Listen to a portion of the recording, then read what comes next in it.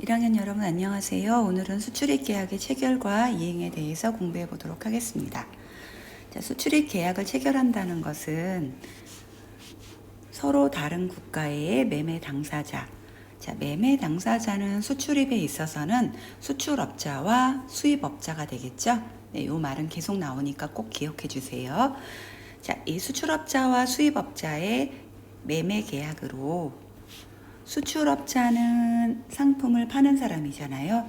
그러니까 상품을 팔아서 물품을 수입국까지 인도하기로 약속을 하고, 수입업자는 이 물건을 수령하고 대금을 지급할 것을 약정하는 것.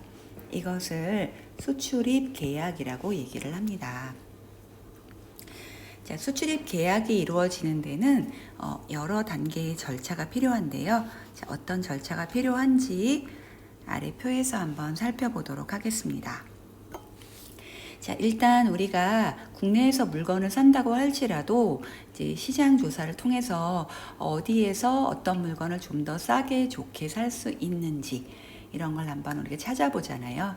자, 해외 거래에서는 이제 해외 시장은 우리보다 찾아보기가 좀 힘드니까 더 이런 것들이 자세하게 이루어집니다. 자, 그래서 첫 번째 절차는 해외 시장 조사예요. 자, 해외 시장 조사는 수출입 절차의 최초 단계, 가장 처음에 해야 될 것이고, 수출입하려는 물품의 판매 또는 구매 가능성을 조사합니다. 그러니까 수출업자 입장에서는 우리 물건을 사갈 만한 거래처가 그곳에 있을까? 이렇게 찾아볼 것이고, 수입업자의 입장에서는 우리가 이 나라에서 이런 물건을 수입하고 싶은데 우리에게 믿을 만한 상품을 공급할 만한 수출업자가 있을까? 이런 걸 찾아보는 거죠. 자, 그 다음에 두 번째는 해외 거래처를 선정하는 과정입니다. 자, 이렇게 해외 시장 조사를 한 다음에는 우리하고 정말 거래를 할 만한 믿을 만한 거래처, 해외에 있는 수출상 입장에서는 수입상, 수입상 입장에서는 수출상의 거래처를 선정을 해야겠죠. 자, 그래서 국내 무역 관련 기관이나 우리 왜 앞에서 배웠었잖아요. 무역 관련 기관. 대한무역협회, 그 다음에 이제 여기 오른쪽에 나와 있는 것처럼 한국무역협회 또는 대한무역투자진흥공사 이런데 이런 국내 무역 관련 기관, 여기서 말하는 거는 요거예요. 인터넷 거래 알선 사이트. 자, 이렇게 해외에 있는 다른 거래처와의 거래를 이렇게 연결해 주는 사이트, 이런 걸 통해서 이제 우리가 수출하려는 나라의 어떤 구매 가능성이 있는 고객이나 또는 우리가 물건을 사올 수 있는 유명한 거래처 등을 갖다 선정을 합니다.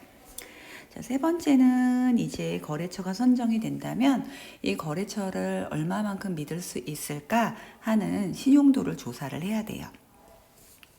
자, 이때 여러분이 꼭 기억해야 되는 거는 이 무역 거래에서 꼭 이제 세 가지 사항에 대해서는 그 회사의 신용도를 조사해야 된다라고 하는 게 있는데, 요거를 3C's라고 합니다. 왜냐하면 다 C로 시작하기 때문에. 그래서 상도덕, 캐릭터, 그다음에 재정 상태, 캐피털, 경영 능력, capacity, 이렇게 세 개에 대해서 신용 조사를 하는 거예요. 자, 그럼 상도덕 같은 경우는 이 회사가 어떤 이 물건을 팔고 사는 거래에 있어서 얼마나 이제 지켜야 할 것을 잘 지키는가, 이런 게 되겠죠. 자, 재정 상태 같은 경우는 자본력을 말할 것이고요. 자, 경영 능력이라는 거는 이제 회사의 경영을 얼마나 합리적으로 이렇게 실질적이게 잘 해왔냐, 이제 이런 것들을 조사하게 돼요. 자, 상대방 회사가 이런 면에서 결격 사유가 없다고 생각한다면 이제 네 번째 과정은 거래를 제의하겠죠. 자, 그래서 거래 상대방에게 이제 우리 회사의 상품을 소개하는 권유장 등을 발송해서 혹시 이런 물건 사갈 의사가 있는지 물어보는 거예요. 자, 만약에 상대방이 거래 의사가 있다라고 한다면 이제 다섯 번째 과정은 청약과 승낙의 과정입니다.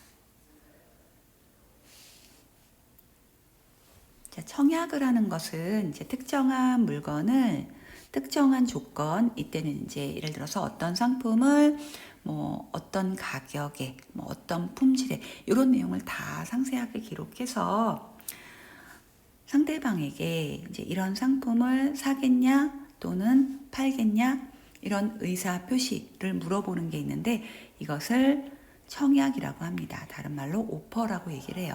그러니까 청약은 수출업자 입장에서는 우리가 이런 조건의 물건이 있는데 사겠니? 하고 물어보는 거고 수입업자 입장의 수입 청약 같은 경우는 우리가 이러이러한 물건을 이런 조건에 사고 싶은데 혹시 우리한테 팔겠냐? 하고 이렇게 물어보는 게 됩니다. 자, 이거에 대해서 상대방이 승낙을 하거나 또는 주문을 하게 되면 이제 수출입 계약이 성립이 되게 되는 거예요.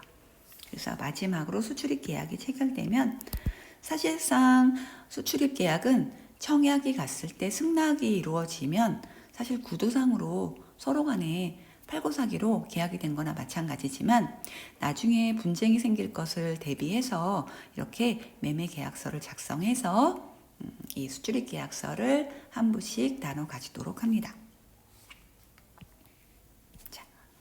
자, 이렇게 6단계를 거쳐서 수출입 계약이 이루어지게 되는 거예요.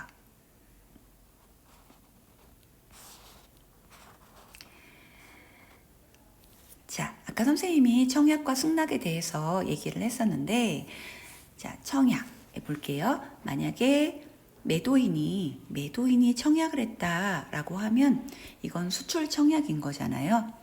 그러면 수출 청약 같은 경우는 우리가 이러이러한 상품을 이런 조건에 팔고 싶은데 너희 혹시 사갈래? 하고 물어보는 거예요. 자, 이렇게 혹시 사가겠습니까? 라고 상대방에게 물어봤을 때 이 피청약자라고 하는 거는 청약을 받은 쪽을 말하는 거거든요. 그럼 여기서는 이제 매수인 수입상이 될 거 아니에요. 보통 청약을 했을 때 이게 한 번에 그래? 뭐 예를 들어 상품 한 개당 10달러에 사갈래? 라고 물어봤을 때 그래 사갈게 이렇게 한 번에 이루어지는 경우는 드물고요. 이걸 받아서 피청약자가 이제 흥정을 하는 거죠. 조금 너무 우리가 사기에는 가격이 비싼 것 같은데 혹시 그 상품을 우리에게 8달러에 팔 수는 없겠니? 자, 한번 예를 들어서 볼게요. 하나당 10달러에 사갈래? 했는데 그 좀 우리가 사기가 부담스러운 것 같은데 하나에 8달러에 살 수는 없을까? 이렇게 반대쪽으로 다시 청약을 보냅니다. 자, 이런 걸 반대 청약 또는 수정 청약이라고 얘기를 해요.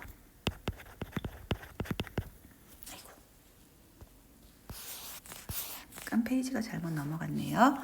자, 수정 청약이라고 얘기를 합니다.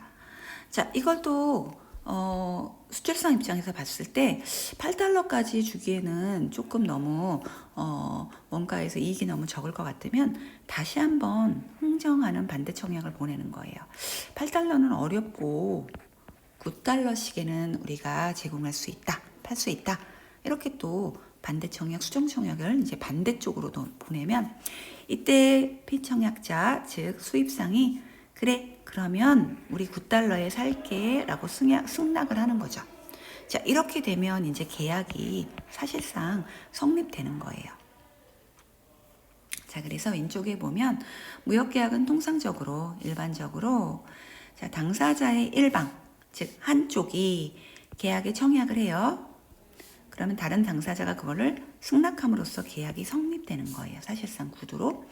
그런데 요 원래 청약 뭐 10달러에 살래? 라고 했던 청약을 놓고 수차례 반대 청약, 즉 수정해주는 청약을 거쳐서 최종적으로 이제 승낙이 있으면 계약이 성립되는 이런 형태로 계약은 성립되게 된다는 것입니다.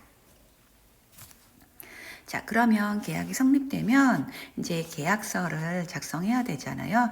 자, 이 수출입 계약의 기본 조건이라고 하는 다음 페이지로 가보면 교과서에 수출입 계약을 할 때 어떤 거에 대해 사전에 협의해서 계약서에 작성을 해야 되나 하는 내용이 나와 있습니다. 자, 여러분이 여기서 이제 그림을 보게 되면 여기 매도인, 자, 매도인은 셀러잖아요. 수출상.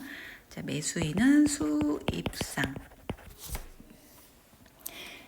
자, 이때 청약이 가고 승낙이 오면, 네, 그러면 매매 계약이 성립된다 그랬고요. 자, 이거에 의해서 매매 계약서가 작성된다 그랬어요. 자, 이 매매 계약서를 작성할 때는 기본 약정사항이 8대 기본 조건에 대해서 협의하여 기록을 한다. 이렇게 돼 있는 겁니다. 자, 우리 앞에서 배웠던 매매 5조건이 있었잖아요. 자, 거기하고 비슷하니까 아마 이해하기 어렵진 않을 거예요. 자, 일단 품질 조건, 수량 조건, 가격 조건, 그 다음에 선적 조건, 요게 이제 인도 시기의 장소, 요거에 해당하겠죠. 대금 지급 조건. 자, 여기에다가 무역거래에서는 포장 및 화인 조건, 보험 조건, 분쟁 해결 조건. 자, 요게 더해져서 8가지가 되는 겁니다.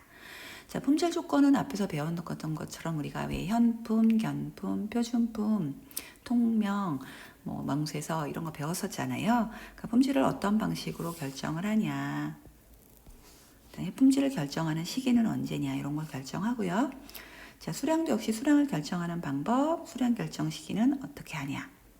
자, 가격 조건은 우리 인코텀지에 따른 요 가격 조건을 결정하고요. 자, 포장 및 화인 조건 나오는데 이거 나중에 뒤에서 더 자세하게 설명할게요. 자, 선적 조건은 이런 거, 선적 언제 하니, 어떤 방법으로 하니, 며칠 날 하니. 자, 대금 지급은 또 어떤 방법으로 하냐.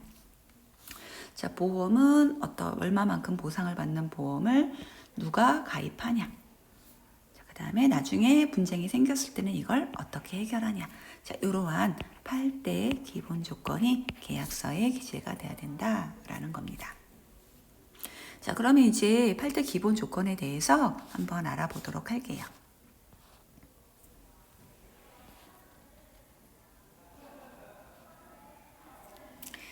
자, 첫 번째 품질 조건. 자, 품질 조건은 거래 대상 물품의 품질과 관련된 사항을 약정하는 조건이 굉장히 중요하겠죠.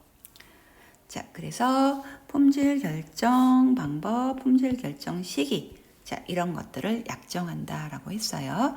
자, 품질을 결정하는 방법은 우리가 앞에서 보았던 것처럼 비슷합니다. 뭐 현품, 견품, 그 다음에 상표는 앞에서 흔히 얘기하는 통명이잖아요. 그렇죠? 그 다음에 표준품, 뭐 규격은 앞에서 없었던 거고, 명세서, 자, 등으로 품질을 결정하는 방법이 있다 했어요. 자, 요거는 앞에서 했었던 내용이니까 여기까지는 혹시 잘 기억이 안 난다면 우리 앞쪽에 매매 거래에 지난번에 시험 봤던 부분에 나왔던 그 품질 조건을 한번 살펴보도록 하고요. 여기서는 추가로 요거에 대해서 알아볼게요. 품질을 결정하는 시기.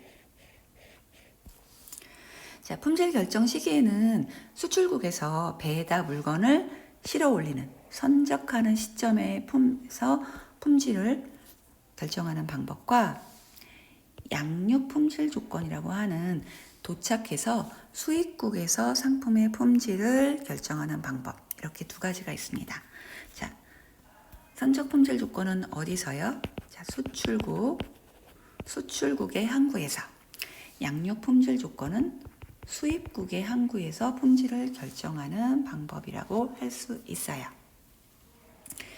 자, 그러면 선적 품질 조건 왼쪽에 플러스 학습에서 한번 볼게요. 자, 선적 시점, 배에다가 물건을 싣는 시점이니까 이거는 수출상이 배에 물건을 싣는 거잖아요. 보내야 되니까 수출국에서 이루어지는 거예요. 자, 선적 시점에서 인도하는 물품의 품질을 결정하는 방법입니다. 자, 그러니까 요거는 매도인, 즉 수출상이 운송 중에 물품이 변질이 되어도 책임을 지지 않는 거예요. 일단 배에다 물건을 실어서 보낼 때 물건이 품질에 이상이 없으면 그러면 수출상은 자기의 더 이상 책임이 없는 겁니다. 대부분 이렇게 선적 품질 조건으로 결정을 할 경우에는 공산품 같은 경우가 되겠죠. 공산품은 배로 이동하는 과정에 상품이 변질되거나 뭐 손상될 위험이 사실상 거의 없으니까요. 자, 반대로 양육 품질 조건이라는 건 아까 얘기한 것처럼 양육이라는 건 육지에 내려놓는다는 뜻이에요. 그러니까 배에서 싣고 온 물건을 내려놓는 것은 수입국이잖아요. 그래서 도착지의 양육 시점에서 인도 물품의 품질을 결정하는 방법이에요. 자, 그러니까 이번에는 매도인이 운송 중인 물품의 변질에 대해서 책임을 져야 되는 겁니다. 그러니까 양육하는 시점에 품질이 그 계약서에 나왔던 품질과 조금도 다름이 없어야 하고, 만약에 물건이 손상이 됐다면 이건 수출상이 책임을 져야 하는 부분이라는 거죠. 어렵지 않죠? 자, 두 번째는 수량 조건이에요. 자, 수량 조건은 이제 상품의 개수잖아요. 개수. 자, 그래서 앞쪽에 보면 개수 단위 계산법과 계량 단위 계산법이 있다라고 했는데, 자, 수량 조건은 보니까 뭐 수량의 단위, 개수 단위로 할 건지 계량 단위로 할 건지, 그다음에 수량 결정하는 시기, 그리고 과부족을 허용하는 과부족 용인조항, 이런 것들을 수출입자가, 즉 수출상과 수입상이 서로 이렇게 의논해서 계약, 약정을 하는 조건입니다. 자, 우리 앞에서 이미 이 수량을 결정하는 단위에 뭐 개수 단위, 개수로 셀 수 있는 거, 개수로 셀 수 없는 건 계량 단위, 이렇게 해서 뭐 개수 단위가 아니면 나머지 이런 것처럼 계량 단위 해서 그 도량형이라는 거 배웠었고요. 자, 여기서 이제 새롭게 배우게 되는 거는 수량의 결정 시기예요. 자, 이 수량의 결정 시기는 역시 품질 조건과 마찬가지로 수출국에서 배에다 물건을 실을 때 선적할 때 수량을 계약서 수량과 맞는지 맞춰보는 선적 수량 조건과 도착지의 수입국에서 상품을 배에서 내려놓을 때 이 수량이나 또는 중량이나 뭐 부피 이런 것들이 우리가 계약서에서 썼던 내용과 일치하나, 이걸 갖다가 맞춰보는 양육 수량 조건이 있습니다. 자, 그러면 선적 수량 조건과 양육 수량 조건을 먼저 볼게요. 자, 선적 수량 조건은 선적 시점에서 검량한 일인데, 검량은 그 양을 한번 검사했다는 거야.